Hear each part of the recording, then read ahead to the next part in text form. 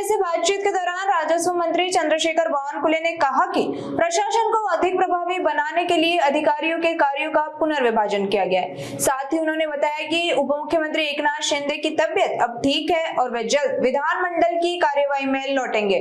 वहीं missing link विवाद पर उन्होंने कहा कि रखरखाव की जिम्मेदारी ठेकेदार की होती है। आगे बावनकुले ने नागपुर ग्रामीण आरटीओ ट्रक रजिस्ट्रेशन घोटाले पर भी खुलकर बात की। जिल्हाधिकारी आणि अतिरिक्त जिल्हाधिकारी आरडीसी आणि डेप्युटी कलेक्टर यांच्याकडे काय काय जबाबदाऱ्या असाव्या। 12 वर्षापूर्वी विभाजन झालं होतं, पण आता बदलत्या काळामध्ये काही जबाबदाऱ्या ॲडिशनल कलेक्टरच्या वाढवल्या, काही जिल्हाधिकाऱ्यांना वर्क केल्या आहेत, काही आरडीसीला वर्क केलं आहे। त्यामुळे योग्य पद्धतीने कामाचं जे काही विभाजन झालं तर अजून गतिमान प्रशासन होण्याकरता फार आपल्याला त्याचा उपयोग होईल। आणि म्हणून मला असं वाटतं की माननीय मुख्यमंत्री देवेंद्र फडणवीसजी यांनी सुचवल्याप्रमाणे आम्ही आता हे विभाजन केलेलं आहे।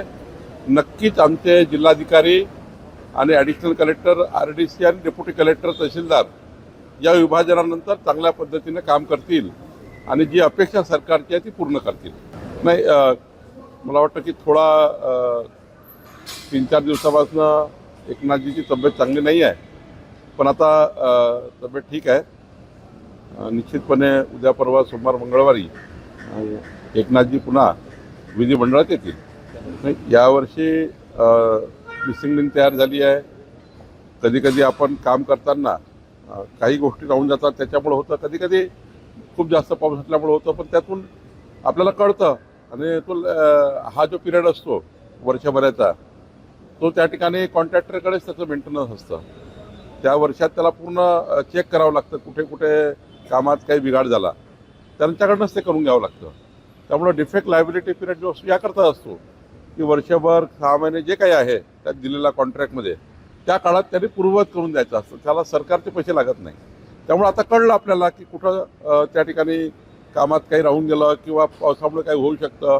अशा वेळी तर सरकारचा म्हणूनच हा काळ असतो, त्या काळात सरकार त्यांच्याकडे दुरुस्त। मी आधीच सांगितलं होतं की मी प्रताप सरनाईकजीला हे सांगितलं आहे की या पद्धतीनं काही आरटीओ चुकीचं होत आहे। मागे एकदा बैठक घेतली होती, काहीतरी स्मेल मला या गोष्टीचा आला होता आणि त्यामुळं आम्ही याची तक्रार केली होती। त्या तक्रारीवर प्रताप सरनाईकजींनी चांगली कारवाई केली आहे, त्यांनी कडक कारवाई करून याला पकडण्याचा प्रयत्न केला आहे।